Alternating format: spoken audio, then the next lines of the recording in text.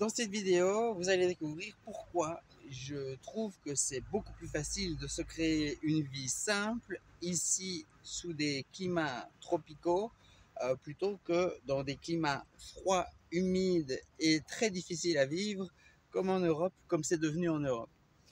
Dans cette vidéo, je voulais faire une comparaison assez rapide, assez simpliste aussi, de toute façon, entre les climats ici, entre un climat en Asie, un climat tropical et le climat tempéré froid et humide dans lequel j'étais dans les Ardennes belges. Et je peux vous dire qu'il n'y a pas photo, c'est beaucoup plus facile d'avoir une production en Thaïlande ou dans les pays d'Asie du Sud-Est euh, parce qu'il y a plein de facilités, on va dire. Et ici, ne fût-ce qu'au niveau des prix. Donc, vous voyez, je suis en train de planter un jardin. J'expérimente totalement la permaculture en climat tropical, parce que moi, j'ai toujours fait ça en Belgique, dans un pays, dans une région froide et humide, très froide et très humide, et avec un terrain très difficile. Et ici, je me retrouve avec une magnifique terre noire et où tout pousse assez facilement. Bien sûr, ici, tout pousse facilement, mais il y a quand même des complications. Il y a plus de parasites.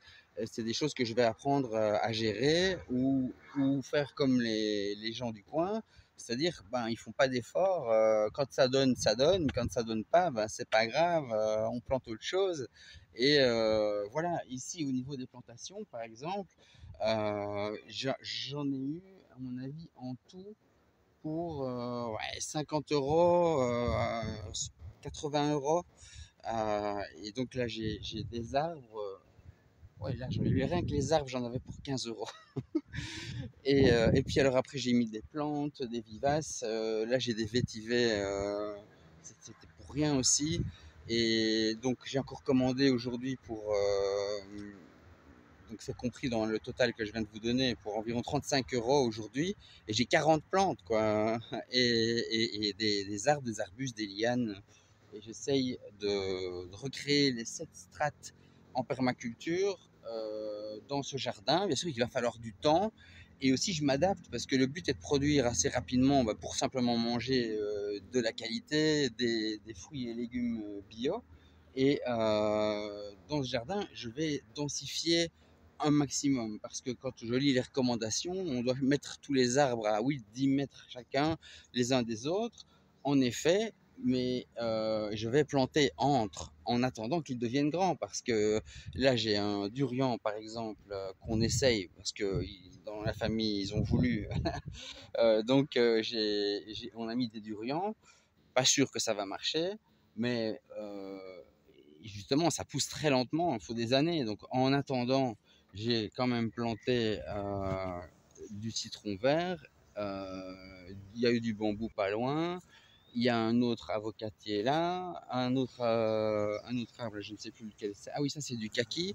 Donc voilà, moi j'ai planté en tout cas les plus grands arbres d'abord, les plus grandes pièces, et puis j'ai introduit les arbres un petit peu plus petits, et puis je vais peut-être encore mettre des buissons et des plantes vivaces et des lianes, et donc là j'ai semé des pois pigeons, je ne sais plus exactement le nom latin, mais je vous le remettrai dans la vidéo.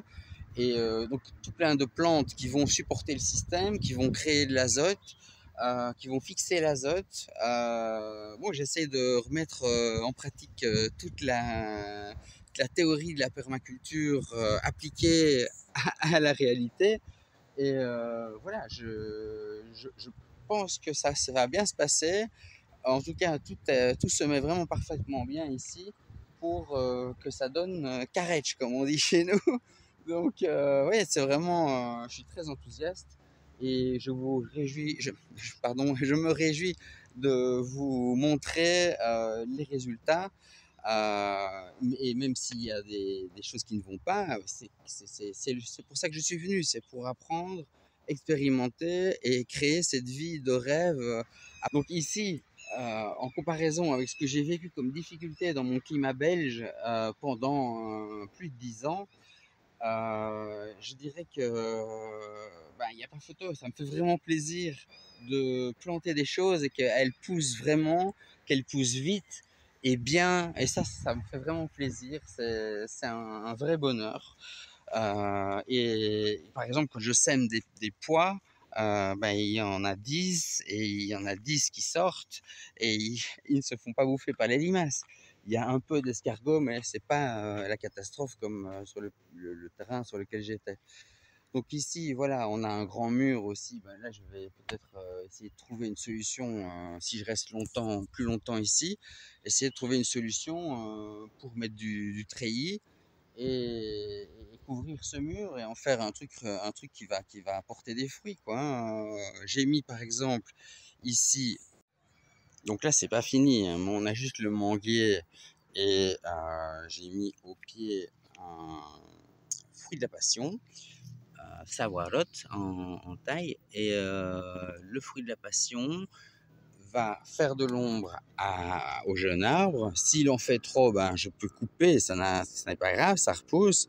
Et quand l'arbre sera trop grand, si la liane de fruit de la passion devient trop envahissante, ben, on la coupe, on peut même la déplacer. On s'adapte en fonction de l'évolution. Voilà, donc ici j'ai des citrons jaunes que j'ai mis dans cette zone-ci parce que ici le matin c'est à l'ombre et quand les arbres ici auront poussé autour, eh bien ce sera à l'ombre ici aussi et il faut quand même un petit peu d'ombre pour le citron jaune dans les climats chauds, en tout cas en saison sèche avec le soleil brûlant de l'après-midi, il vaut mieux. Donc ici ça c'est le Sesbania grandiflora. Donc ça, c'est pour moi, depuis que je suis arrivé, c'est une des plantes que j'ai le plus appréciée pour sa rapidité de croissance. Et ça permet aussi de manger les feuilles et les fleurs, accessoirement, mais surtout faire de la matière végétale. Alors ici, j'ai... Ah, c'est l'avocat, oui, c'est ça. Ici, c'est le kaki.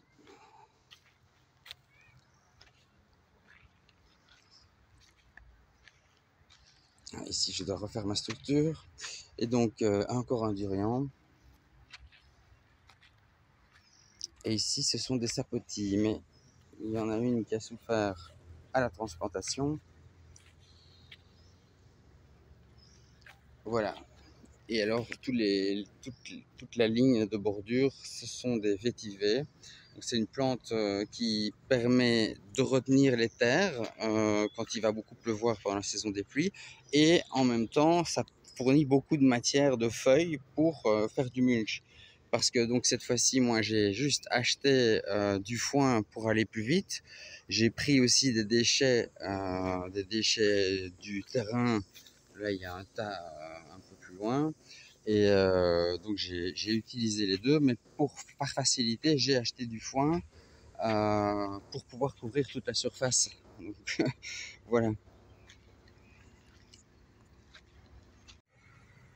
Bon, voilà, après ce petit tour et ces petites nouvelles et cette comparaison entre la facilité de créer un jardin ici dans les tropiques, dans les pays aussi qui sont bien plus bon marché, avec beaucoup moins de règles et de restrictions.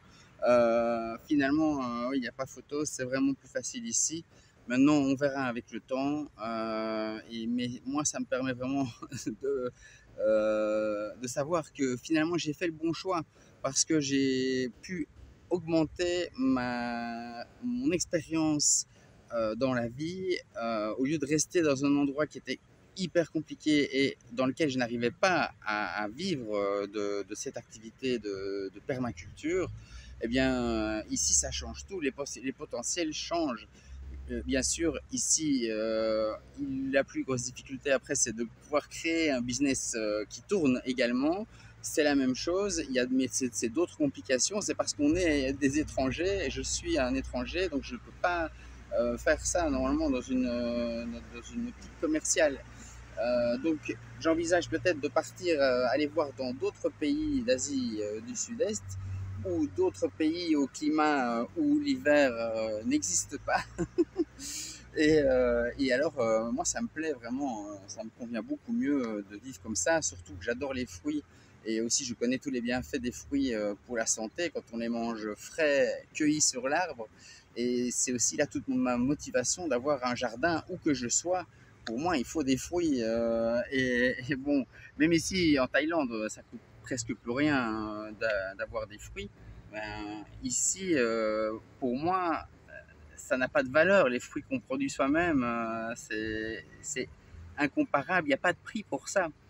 Et donc, j'y mets l'effort et la destination. Et ça fait longtemps que j'avais envie de vivre une expérience comme ça fait vraiment du bien. Et donc il faut continuer à croire en vos rêves quand rien ne va plus. Ben, ne vous dites pas que c'est fixe, tout peut changer, ça je peux vous le confirmer. Et donc, ben, on se retrouve dans une autre vidéo où je vous partagerai encore le fruit de mes expériences avec ce jardin qui commence à prendre forme. Allez, à bientôt. Ah oui, likez, abonnez-vous, vous laissez un commentaire et faites un like surtout pour soutenir. Dès que vous voyez la vidéo, ça fait super du bien pour la chaîne, pour essayer de la redémarrer un bon coup. Et bye.